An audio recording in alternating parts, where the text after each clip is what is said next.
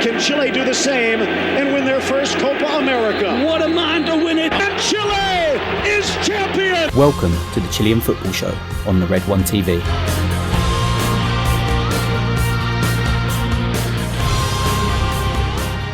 Hello and welcome to episode 10 of the Chilean Football Show in partnership with Chile Today News. I'm your host, Thomas Naff, and my co-host, Matias Grez, joining me from London, England. Special number 10.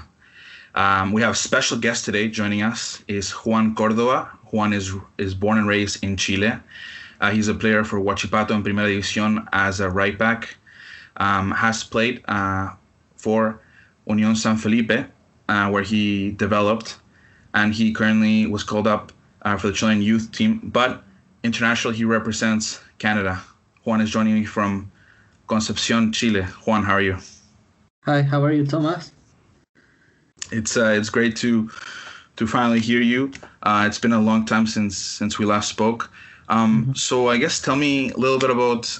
Everyone knows that Primera Division is back. CFUP and NFP met.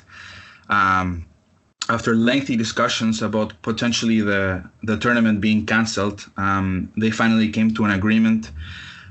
Just tell me about what was that process like for you as the players. You know, waiting to be back. Yes, Thomas, and say hi to your co-host Matias. And so hi.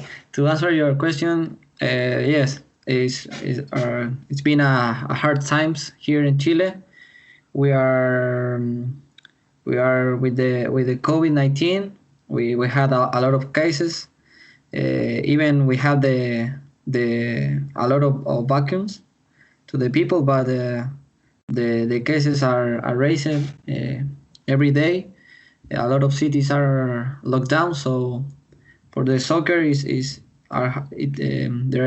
is hard times because the NFP, they are worried about the situation of the country, because we, as a football player, we constantly travel to play, you know, and in that travels we are in contact with other people who travel too. So the situation is delicate, and we have to extremely the cares, but now we're playing.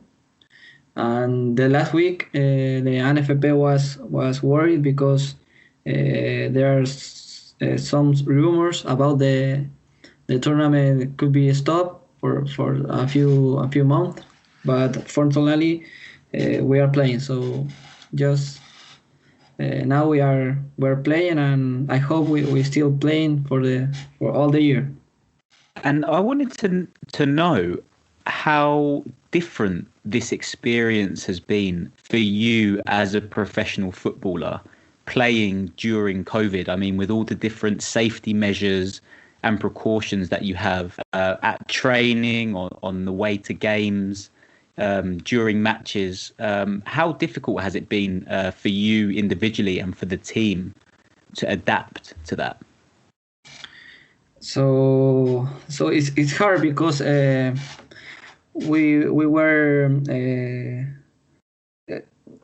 before this COVID appeared. We trained different. We shared the same changing rooms.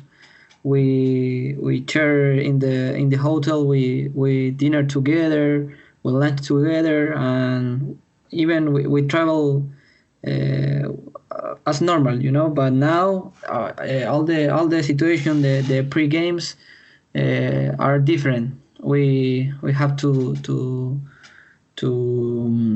eat alone on the room. Everyone has one room. Before this we share the rooms, but now we sleep alone. We eat alone. We are using all the day the mask. So it's very hard to and the most bad how can I say the worst part of this is we play without people, you know. We, as a football player, we always is so exciting, and we love to play with people. But now the empty stadiums is a little bit different. We have to adapt to the new world, the new situation, and we have to care everyone. Juan, I'm sure it must be difficult psychologically, mentally, as a player having to go through all of this. I want to ask you about your goals for the season. Last year, Huachipato finished 8th. They qualified to the Copa Sudamericana, and they finished top half of the table in Primera Division. In your career, you had the most amount of minutes, capped at 1,244. What are your goals for this 2021 season? My goals is to be back on the national team. I want to be on the team again. The last season was very difficult for me. I had many troubles with my last coach, and he put me out of the team. Now I am training hard to be back on the field. I play just the last few days ago. I play very well, and now I am. I hope tomorrow I'll be on the start 11. But now my goal is play a lot of matches with Huachipato, qualify to the group phases of the Sudamericana, and first and my last goal will be on the national team again. And you've been playing for some time now in the top division in Chile. Is this the most comfortable you ever felt playing at this level? Is this the most confident that you feel in your ability to be able to develop and help the team? Yeah, for sure. I am in a good shape. I have a lot of confidence of myself, of my abilities. I have to do a great year because I want to go to another country. I want to play in another league. I would like to play on Europe or MLS. So to be there, I have to make a great year.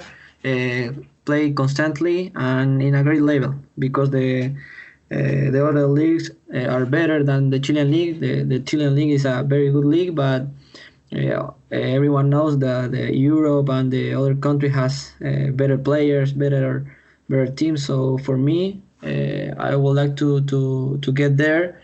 If I want to be there, I have to work hard, play good all the matches and constantly.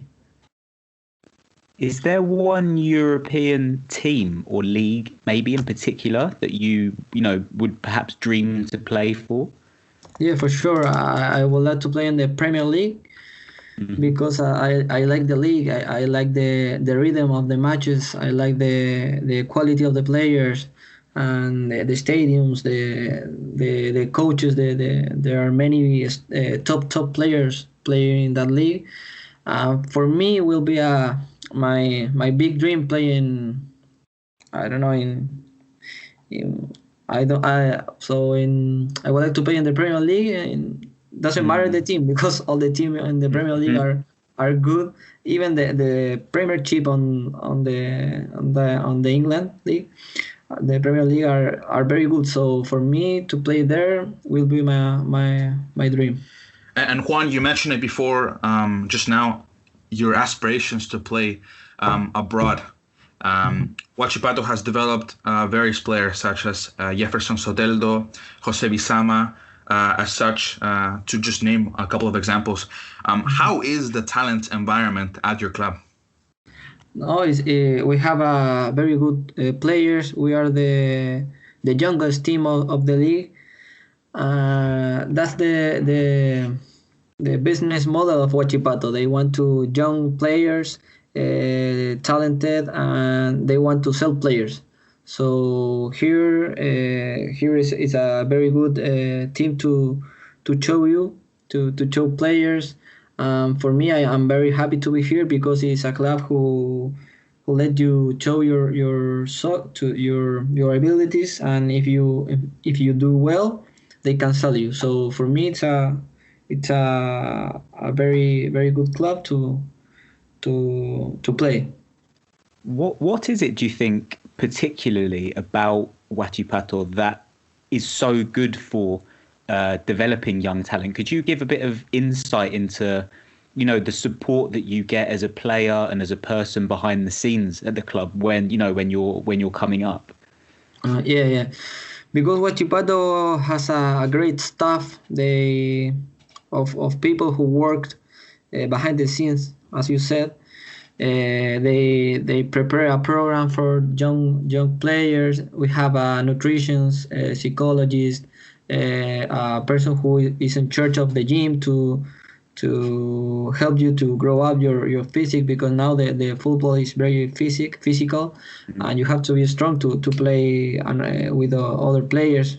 Even I am not too tall, so I have to work hard to equal the physical differences. So Huachipato has a lot of people who help you to develop, and you have everything here. You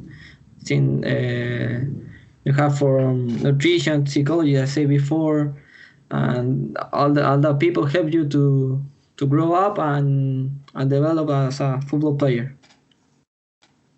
Now on Sunday, at the time of recording, you started and played the full 90 minutes versus La U at the Estadio Nacional.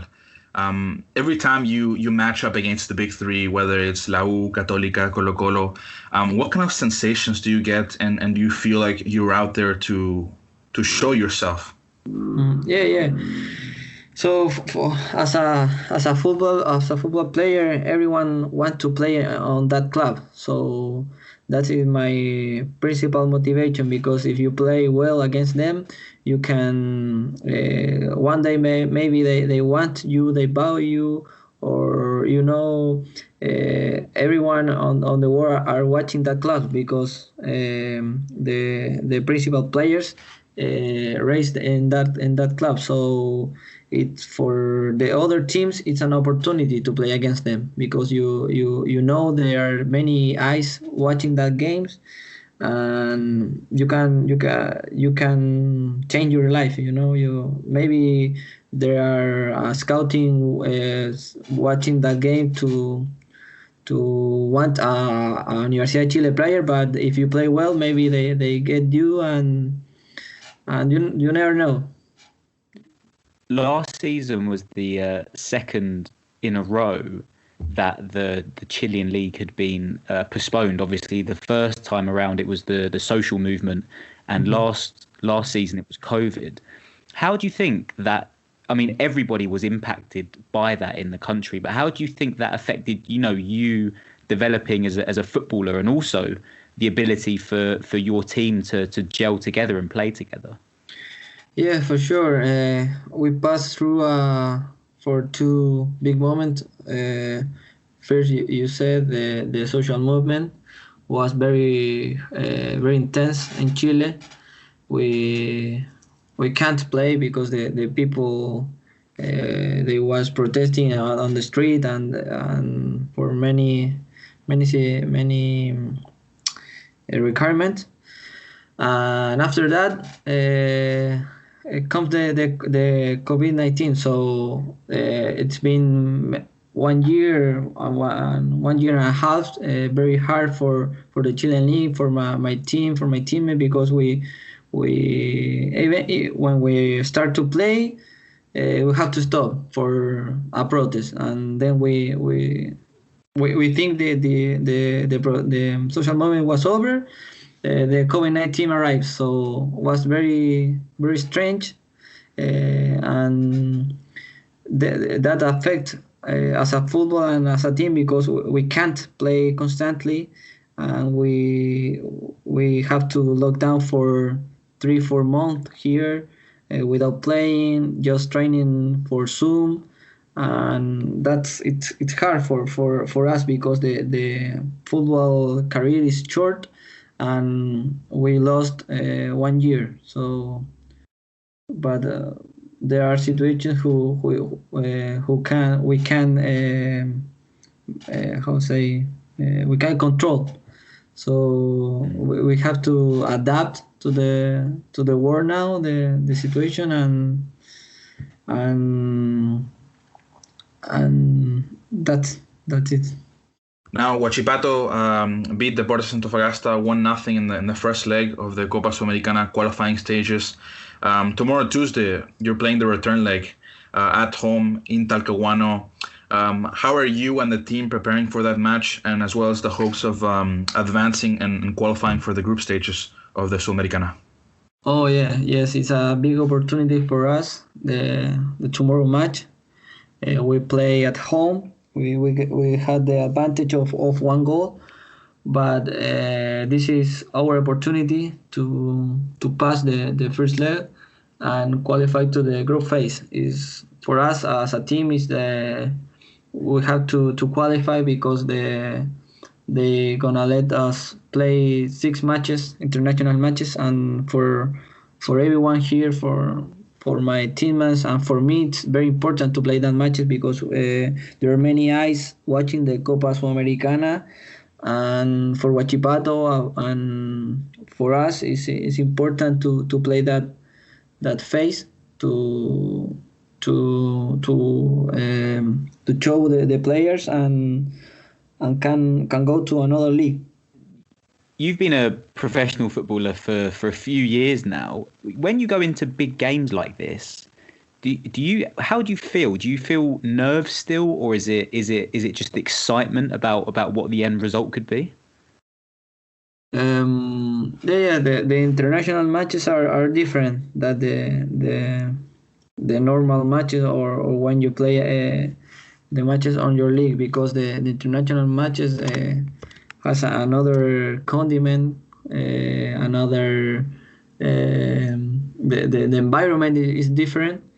But now it's strange because we play against Antofagasta is for the same league, but the international matches are as important as I said before, and we're prepared and we are excited to play tomorrow, and I'm great. I made a great performance. Now, Juan, you get to play with and against some very young players. What do you think about the recambio, the generational switch that the Chilean national team is looking at? Because obviously the generational talents like Claudio Bravo, Mario Isla, Gary Medel, Arturo Vidal, etc., Alexis Sanchez, and so on. Post 2022 in Qatar, there's gonna be this big impact of players. Now that you play with and against a lot of them in Primera Division, what do you think about that? Does Chile have the talent to replace them, but maybe not to that extent? Or what sort of insight can you give us?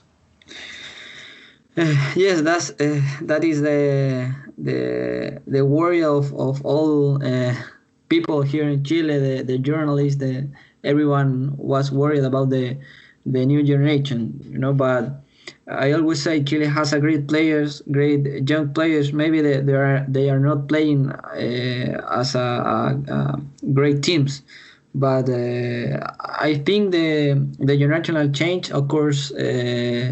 When that has to occur, you can rush the generational change. You can to let the young players play, let them get matches, get minutes, and that will be occur on natural way, But Chile has a great players playing outside.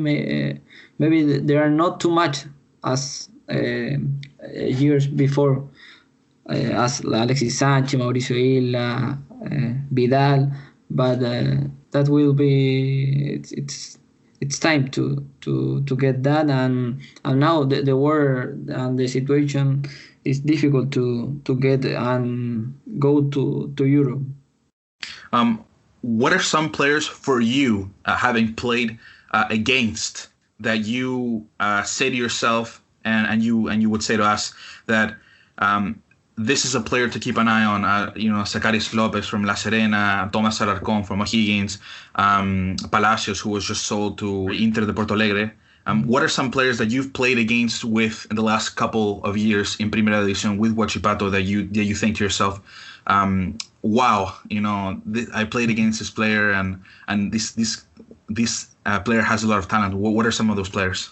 I can add Ignacio Saavedra for Universidad Católica. He's a great player. Number 6. You have Marcelino Núñez. He's a great young player.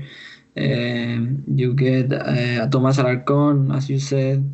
You had even my teammate Nicolás Ramirez is a great center back. You have Francisco Sierra Alta. He's playing on the Premiership on England. He's a great player too, a young player.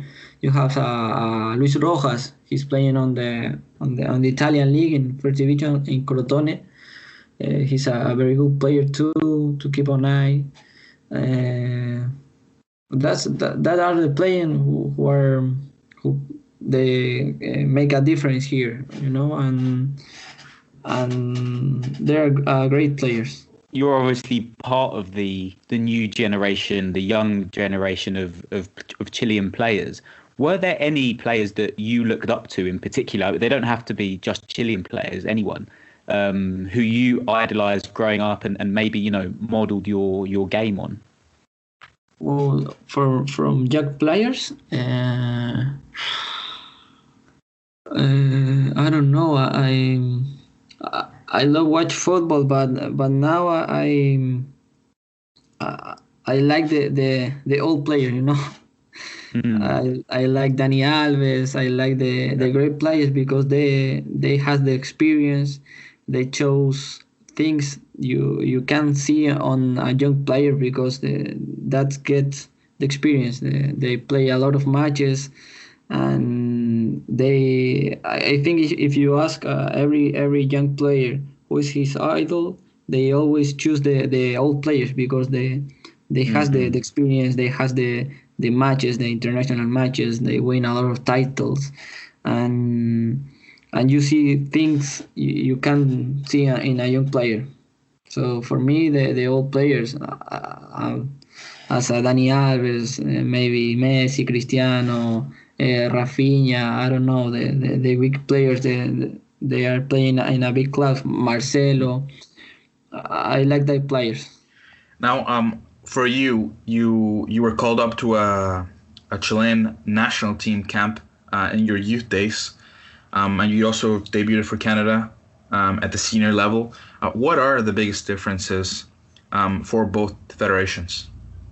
Well, the big difference are, I think, the players, because when I been called up for the national team of Chile, I was training with Alexis Sanchez, the big players in that times, say 5-6 years ago. And then when I come from the national team of Canada, Canada was just start the change of a new generation. I played with Alfonso Davies when he was 16, and so that's the big difference. The ages of the players. Now Chile has old players. You asked me before the new generation. Chile was worried about that, but Canada has a great advantage, because we as a national team we had very, very great young players, different of Chile. You can name Liam Millar. He's on loan from Liverpool. Alfonso Davies. Clyde Larin, he's playing in Besiktas, and we have a lot of young players. And Chile, maybe they don't have that advantage, but they have the experience. Funny enough, Liam Miller actually plays for the club that I support. I support Charlton Athletic, so I've been watching a lot of Liam Miller recently. Yeah, Liam is my great friend. I always speak with him. and he's playing there. He's a very good player. He's been doing well. We're maybe hopeful he can stay a bit longer than just a loan for the end of the season. And we, all of us on this podcast, have love for two different countries. So we're both half Gringo, half Chilean, and it can be sometimes difficult to say if somebody says, "Do you feel like you're half Chilean or half Canadian?" You could feel maybe 100% of both. How has your dual nationality kind of affected your career? And is there a country you maybe feel closer to than the other? Yes, it's difficult to say that I'm a half and a half, but I'm born and raised in Chile, and for sure, my mother family lives here.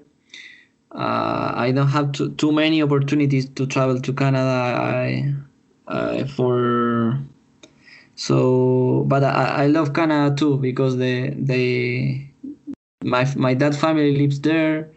Canada gives to my dad and his family the opportunity to work, to live there. So I'm very grateful with Canada, and I can say I am 50 and 50 from the both countries. I can't choose one over the other, because they give me a different opportunity on the life. Canada gave me the opportunity to play for the national team, to get my grandparents a home, and Chile give me my mother's family home too. So it's a shared love. You mentioned your desire to be back in the Canadian national team fold. Have there been any conversations with John Herdeman as what it is you need to do to be back with Canada? I don't speak with John, but I know if I play, I will be back on the team, because that is the principal requirement. He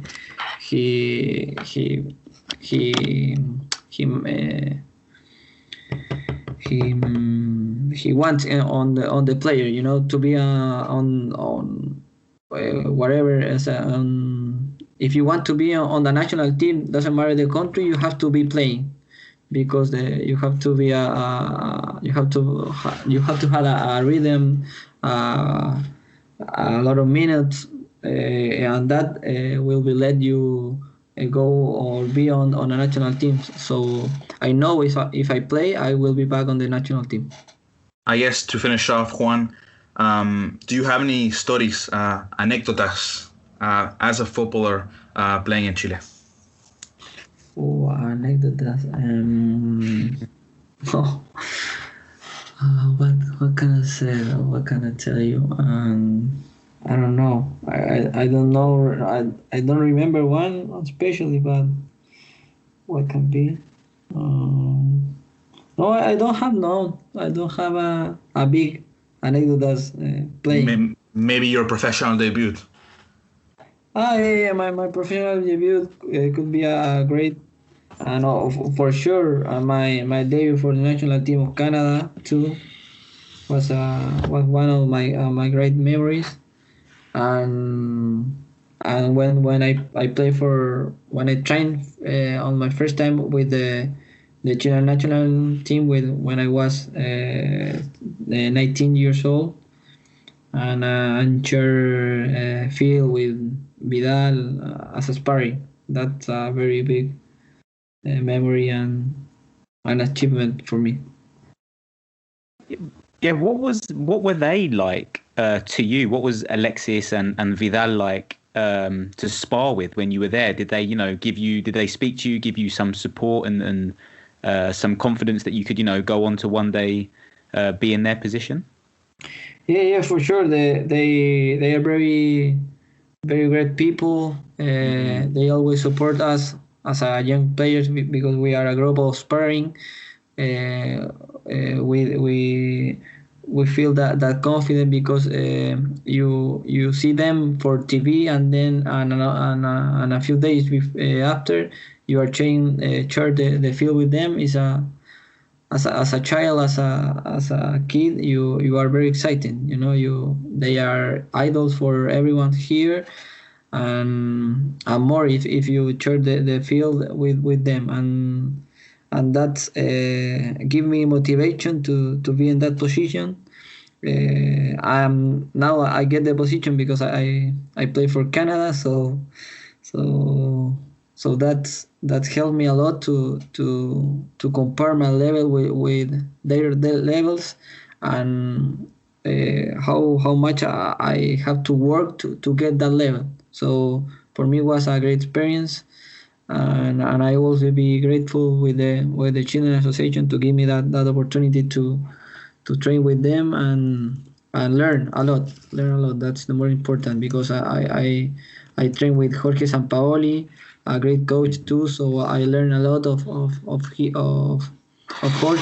and with the great players. Juan, I want to thank you so much for taking the time. We really appreciate it, and we'll be following your season.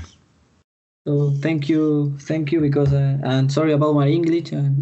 No, no, it's a great. lot here, but I did my best. I did my best. Perfect. Good luck for the game on Tuesday. Oh, thank you. And now we're gonna move on to talk about the Chilean women's football team, who is playing in a 2-leg affair against Cameroon this Saturday, April 10th. At 11 a.m. local time in Chile, and on Tuesday, April 13th, 12 p.m. local time.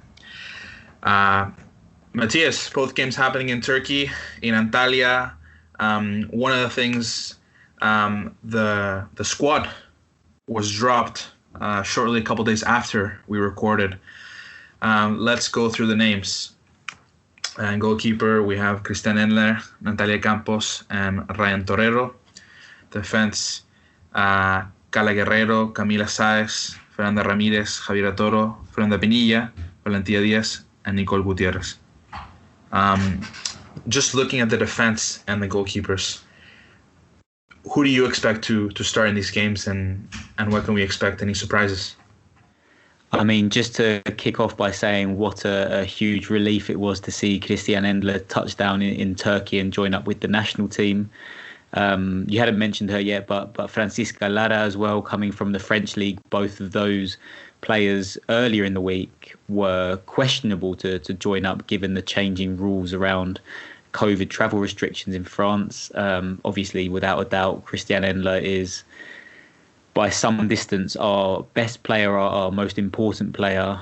So it's brilliant to see her back in the squad, given we thought she might miss out.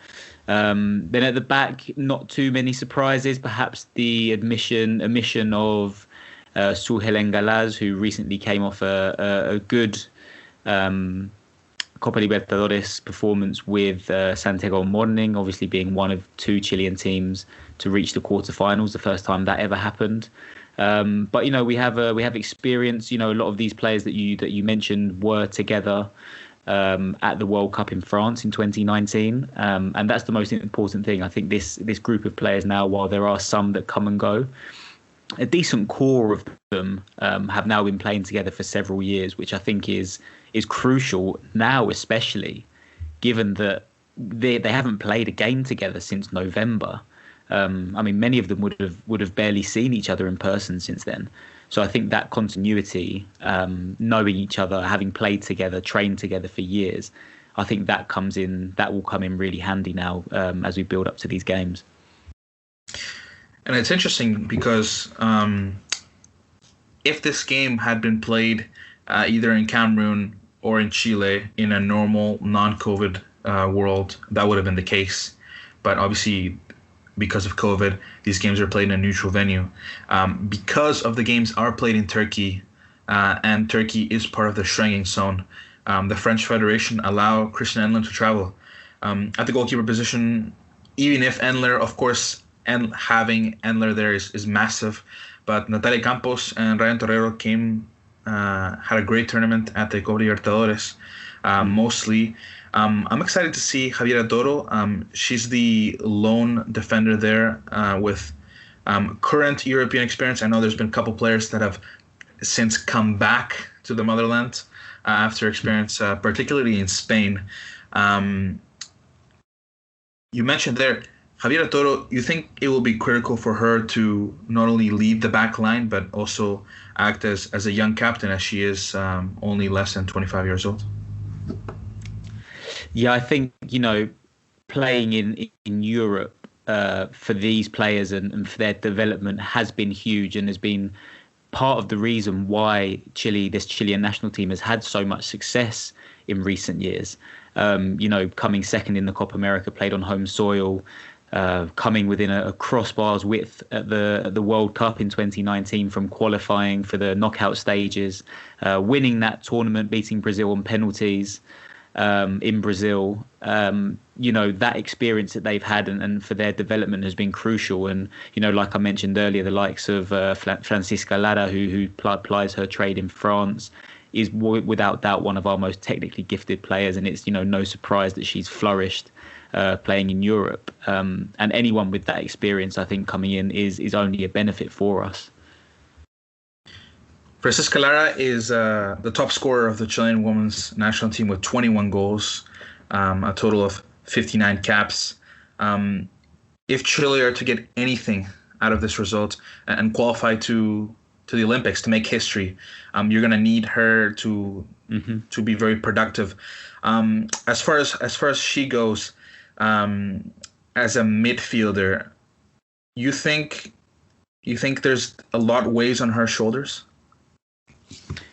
Personally, I do. I mean, her and Daniela Zamora, the forward, are among probably my two favourite players to watch playing for this national team. So technically gifted, can create chances, can take chances. I think that's going to be important. I think these two games against Cameroon are going to be particularly tight.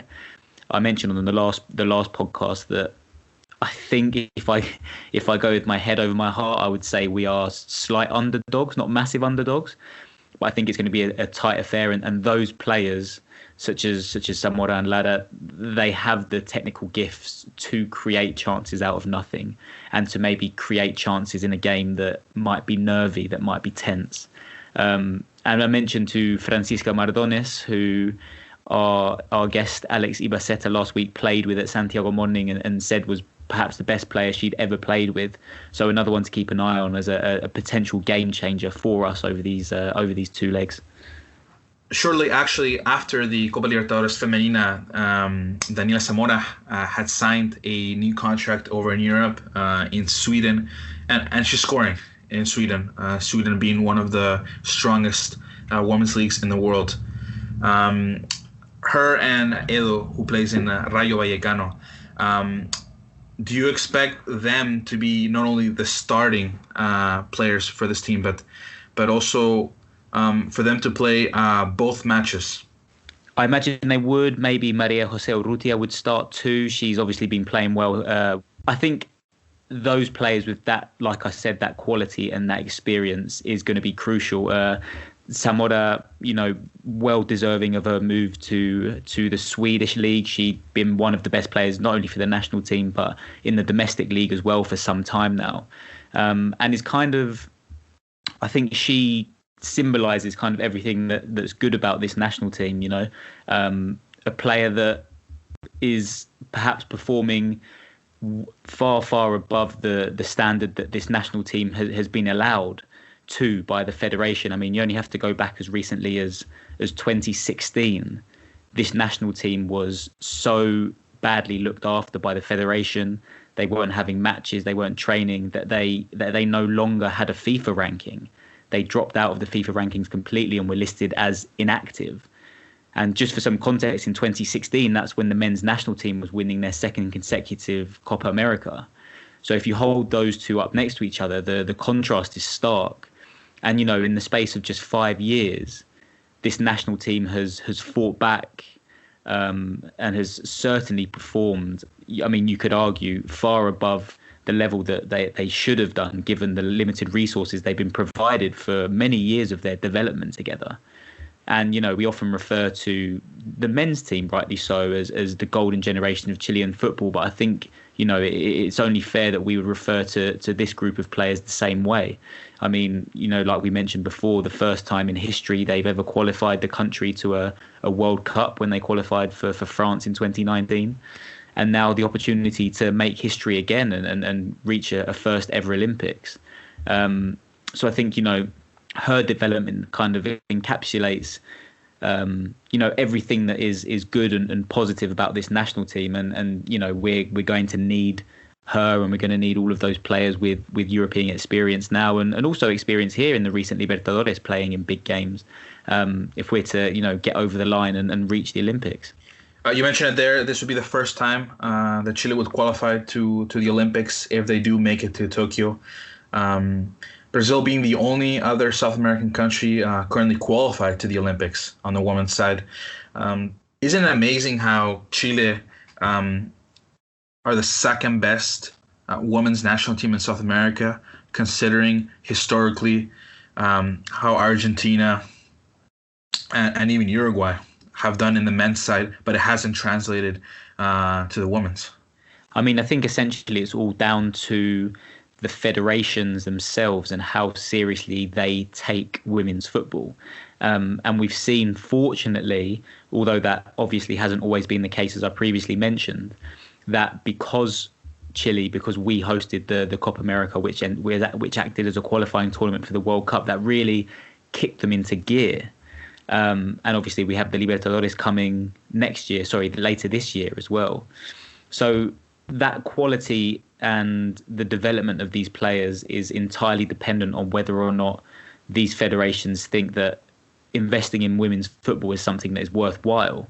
And fortunately for us, for Chile, we seem to be trending in the right direction in that regards. So that like I mentioned in my last answer, that penalty shootout win over Brazil, in Brazil, to lift what was essentially a friendly trophy, is a great sign for things going forward. And obviously Brazil, I think, have won all but one of the Copa Americas in South America, sorry. But Chile really has an opportunity if the ANFP decides to continue taking this seriously.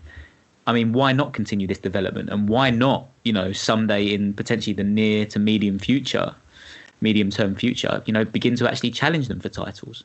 Considering this is a very strong squad, there are some omissions. Maria Jose Rojas and Sue Helen Galas, as well as others. Is this a point of concern, Matias?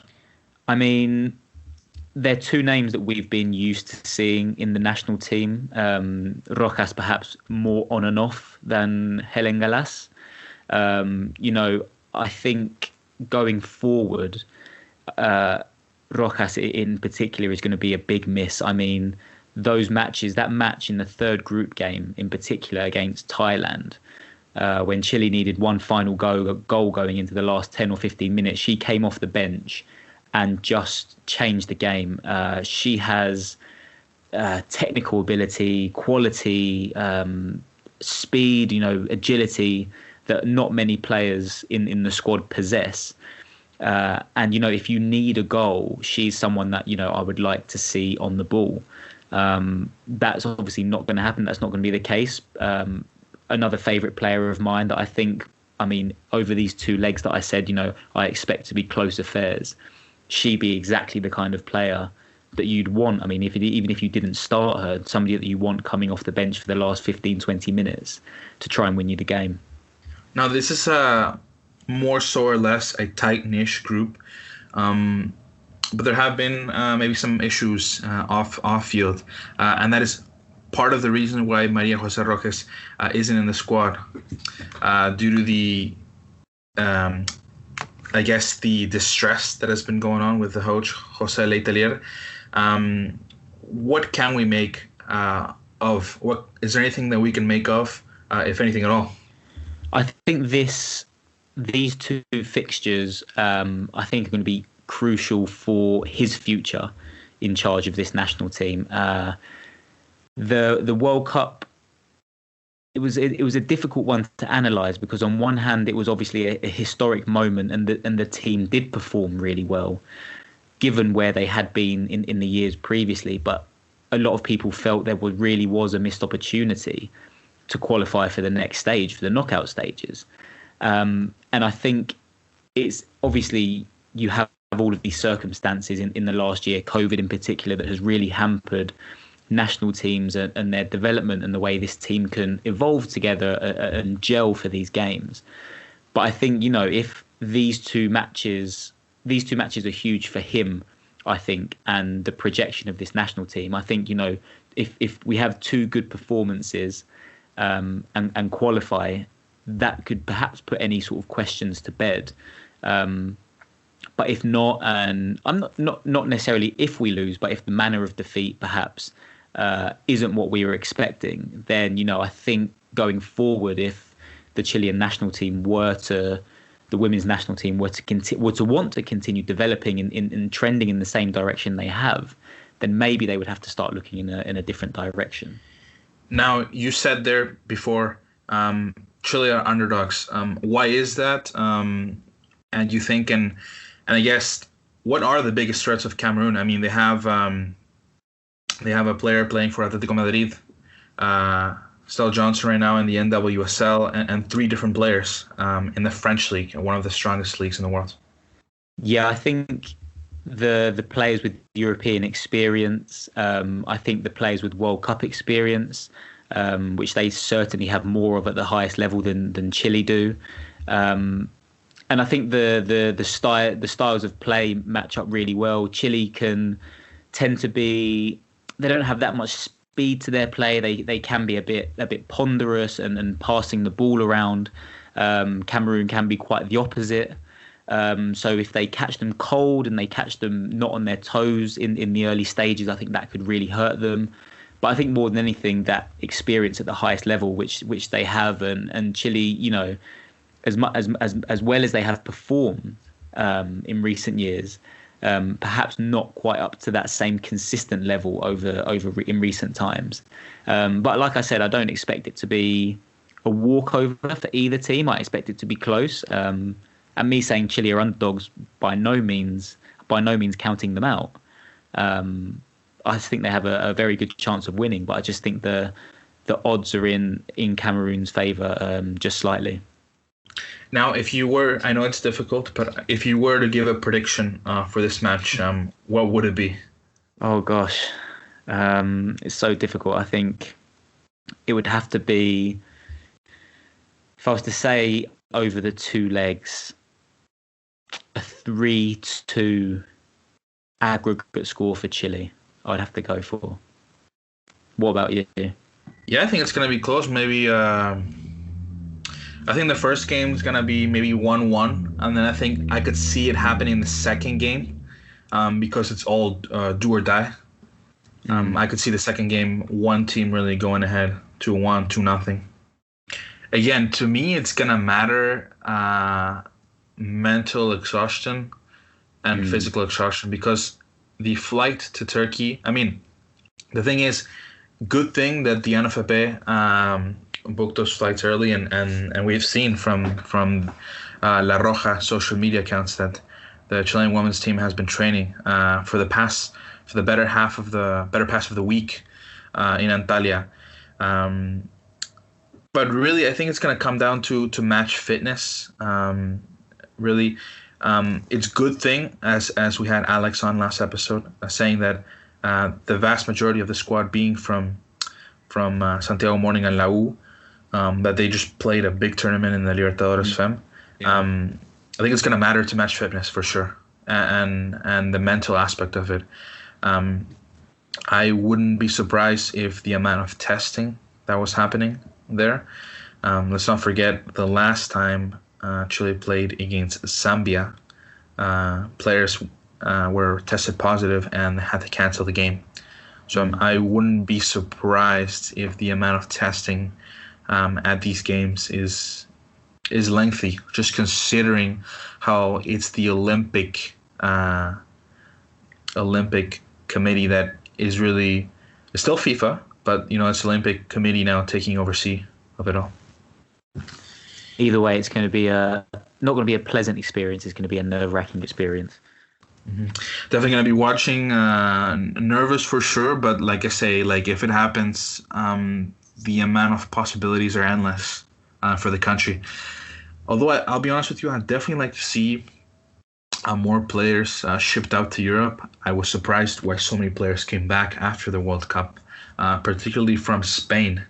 That they came back to Chile. I don't know if it was a money thing, a family thing, a personal thing. I don't know what it was, but I think in order to be at the top level, you're gonna have to need as many players abroad in the first divisions of France, England, Spain, because that's where the talent is. And now moving on to our third and final segment.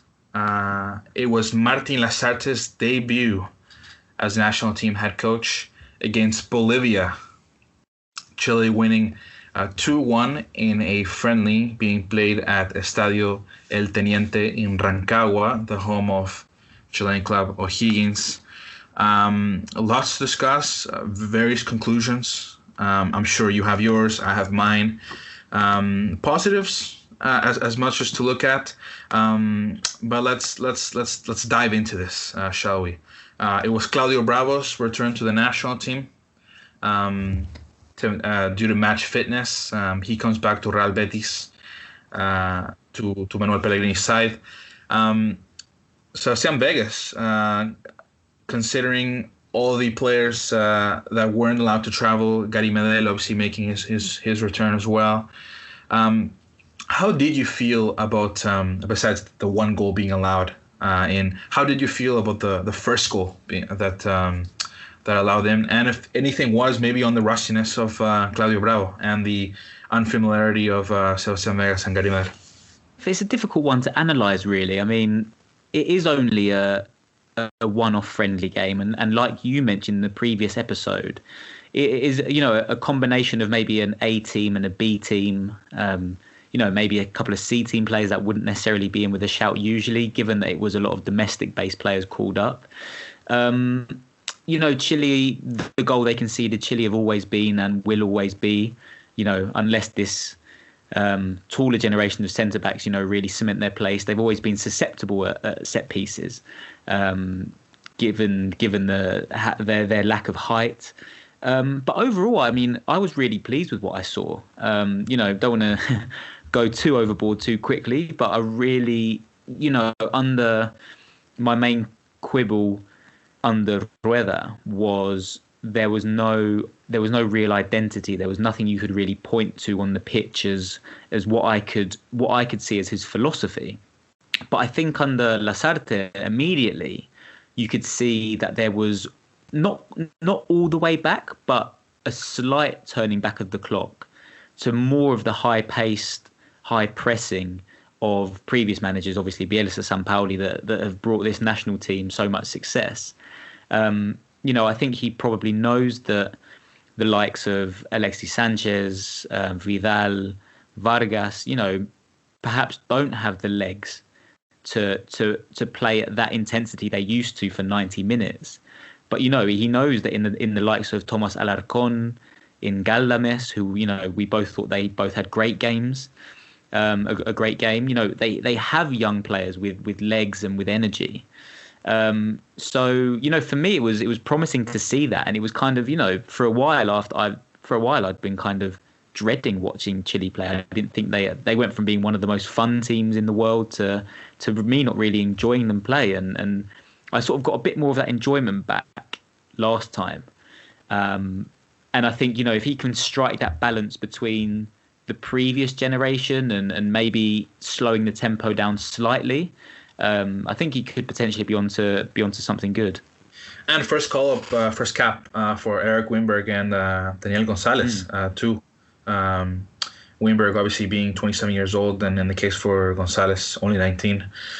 For me, the two brightest young spots, or three I should say, was Tomás Alarcón,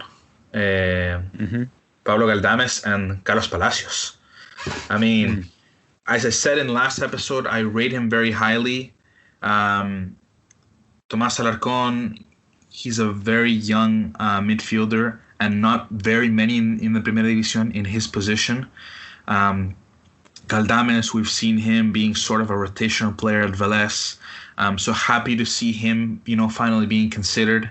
I guess Martin Lasarte decided to go for Galdames instead of Arauz. Arauz being left on the bench and not even coming on as a substitute. But in the short time that Carlos Palacio came on as a substitute, he brought a lot, didn't he? I mean, I thought he was very technical. Unfortunately, well, not unfortunately, but I would have liked to see him start this game. Obviously, that didn't happen with Meneses, Orellana, and Jimenez being picked over him. But very overall, very, very promising signs. I mean, this is what I want to see, right? I mean, I'm pleased that Lasarte is taking this seriously, that he's trying out young players such as those three that I just mentioned. For me, and we were talking about it actually extensively before, but for me, it's all about a process. If you're gonna really trust on a player, you're gonna want to give him as many opportunities as possible and not give up on them, because they are our young generation. I mean, it's different if you bring in a player like Angelo Enriquez, for example. He's had countless opportunities with the national team, or Junior Fernandez, for example. But this is the future of the La Roja. So definitely, I mean, at least from my end, I'm definitely looking very up close. Yeah, and you never know. Maybe the lack of European call-ups, due to the COVID restrictions, might have even helped Lasarte out, given his selection going forward. I mean, if all of the first team players had been fit and able to make the journey, it's likely that Galdames, Alarcón, for example, they wouldn't have even made the starting lineup. Might have got a few minutes at the end. But the fact that they had to play, the fact that they had to be thrown in, I thought was great. I mean, it's just the occasion, just the rival. Bolivia, always a fierce rival. It was a perfect opportunity to do that, and I think they both handled themselves really well. And it's the exact performance that you want from those two players, because the Chilean national team is entering a crucial period where the short-term goal is, we're desperate to qualify for the World Cup after missing the last one. But then you also have to have one eye on the future and the process of bringing through these players to replace the golden generation. So I think that, for example, those two players shining in the absence of bigger names is, can only benefit us going forward. That Lasarte has perhaps, found, it's only one game, but he's found two players that he likes and that he thinks he might be able to trust going forward into the qualifiers. And I also completely agree with you. I would have loved to have seen Palacios start that game. I think it was perfect for him. I really do think he is the future of the national team, the national team's attack, obviously, in particular. And I think the more experience we can get him in the starting 11 for Chile, the better. And also just a shout out to 36-year-old Luis Jimenez, broke the record for the longest time between goals for the national team, the oldest player now to score for the national team. Like a good Chilean wine, getting better with age. And if we're looking for that player in the short term to get us to Qatar, then I think he handled himself really well in that game and is definitely put himself forward as an option to potentially be the striker in the next few games. Now, considering the attacking options that Chile has, and considering how very few players have been able to score with the Chilean shirt on, I guess it's fair that Luis Jimenez gets a chance, considering he is 36 years old. Hey, as long as he is in form and he's banging in goals for the national team, it's always welcome. But part of me has its doubts. Obviously, we know that Mauricio Isla was missing in this game. We know that Pulgar, Vidal, Sanchez, Vargas, the big names. But obviously in June, Chile has to play two more qualifiers. And also you have Copa America in Argentina in the case for Chile.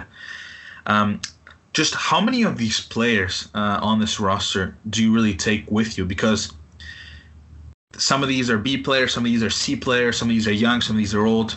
Some of these guys are in their prime, 26, 27, 28 years old. So just for me, it's very important that we have continuity. Just because when we had Rueda, for me, I just thought he tried on 50 or 60 players over his 1 year and a half of friendlies. And I thought it was a lost period of time. Yes, you saw some players. He discovered, I think, maybe 2 or 3 players, but not to the amount, at least in my opinion, not to the amount that you would have liked. How many of these players do you think we will see in June and Copa America, considering just the dynamic of this team, some being, in the prime, some being young, some being old, and whatnot? Oh, it's difficult, isn't it? I mean, we are treading such a fine line, like I said, between trying to build for the future, but then also trying to make the most of the remaining days of this golden generation. It would be such a shame, given everything they've done for the country, to see them fizzle out, perhaps miss out on another World Cup, perhaps have a disappointing Copa America this time round. So I think for Lasarte in particular, there's a lot of pressure to win and to win soon. And I think perhaps correctly, that could be to the detriment of the development of some young players in the national team that perhaps, if we weren't in such a desperate win now situation, might have been afforded more time and more opportunity to develop. But I just think all those big players that you mentioned, there's still enough left in the tank, I think, quality-wise, for them to give it, one final good go, both in qualifying for the World Cup in Qatar, and also, more importantly, this upcoming Copa America, which is, let's face it, realistically, the last realistic opportunity they have of winning a title. So I think, the names that we picked out, mention again, Alarcón and Galdames, I think, they're probably going to be in the squad on not necessarily a starting basis, but certainly a rotational basis. And I thought, like you mentioned him, Eric Wimberg at left back, I thought had a really solid game. Isn't a flashy player, isn't, the most, dynamic player, but he's a solid left back. And he proved it in that game against Bolivia again. So, that's a crucial position that we've been missing. So I think, if let's say a handful of players make it from this tester squad and become part of Lasarte's regular rotation, I think we can only view that as a win, really. It's interesting because Wimberg actually made his Primera Division debut just in 2020, so he's like a late emerging player. Fabián Orellana. Everyone knows that he scored the goal against Argentina in the 2010 World Cup qualifying cycle, and he'll be known as el histórico. Mm-hmm. But his scoring record is not very good. 43 games, only 2 goals. His club form is good and always has been. He's had a very good, respectable career. Just how many chances is Fabián Orellana gonna get? I mean, it's difficult, isn't it? You don't want to be too harsh to a player who, like you said, has carved out a really good career for himself in Spain, in one of the best leagues in the world. Not many Chilean players ever really can say that. And it's just one of the most confusing, bizarre conundrums that, this generation of players have had. I mean, we've mentioned it before, the players that have played for smaller clubs at a lower level come and become superstars for the national team, and he kind of does the opposite. He's not the only one. I know another name, Junior Fernandez, I know we've mentioned before, who has also had a good career in Europe and never managed to quite do it on the national team. Angelo Enriquez we mentioned as well, who showed a lot of promise early on and, has found form again. in the domestic league for Laul, but again, not managed to translate that ever onto the national team. And it's funny, all three of those players, attacking players, a position we so desperately need at the moment, given how short we are on goals up front. So it's difficult. You don't want to be too harsh, especially like you said, he wrote his name into Chilean history with that goal against Argentina. But, he is now in his mid-30s. I think he's had a lot of opportunities. For me, I think thank him for everything he's done. Had given us some great memories, one in particular. But, I think it would be probably time to move on from that experiment. Now, there was two players on the bench with a combined 150 caps between them, one of them being Jean Bossuyer and the other one being Enzo Rocco, who was playing in Turkey. The fact that this was a friendly against Bolivia, and they're both very experienced, and they didn't play in a friendly, it tells me that Rocco and Bossuyer are not considered for the future. I mean, I don't mind it at all because we have Kusevich, we have Paulo Diaz, Maripan, Sierralta in center back position, and in the left back position, I wouldn't mind to see Eugenio Mena making a comeback. And we already know that Sebastian Vega can play there. But you sort of get an idea of the players that Lasarte will count on and won't count on. I don't know if you want to comment a little bit about that. But I know you're not very big on the Mexican League, but Jan Meneses scored a goal. What did you think about his performance? And then maybe about Lasarte not bringing on Bossuyer and Rocco, who are both experienced players that he might not be considering in the future. Yeah, I have to admit I was impressed, especially my expectations weren't high in his, when I'd seen him play before for the national team. I don't think he'd really offered much at all in the way of an attacking threat or even much of a presence in the game, to be honest. But I thought he was good. He looked lively. His movement was great. Finished, obviously, capping that off with a really smart finish. So I think it's frustrating that ANFP didn't book 2 games for this international fixture. Some international teams had multiple fixtures, and I think if he'd have had one more fixture, he really would have been able to have a much better chance to look at this group of players and then test out perhaps another starting 11 or another 5 or 6 players that he didn't have the opportunity to. And on Bossuyer and Rocco, I wouldn't look too much into it. Maybe if you're going to test players for the future, then it's a friendly you do it in. I think maybe if this game had been more meaningful, then maybe he would have counted on the experience of Bossuyer and Rocco to start for him. And I think for Bossuyer in particular, he's done everything there is to do with the national team, was referente for this golden generation and the 2 Copa America wins. And he's in Chile anyway. I think he's a great person to have around the camp when you have the young players coming in. Rocco's a bit different, coming from Europe. I'm not sure how he would have felt all of that travelling and then to sit on the bench. But if he has aspirations to compete and appear in this upcoming Copa America, or for the qualifiers and then hopefully the World Cup, then it's these opportunities at these training camps that you really need to take.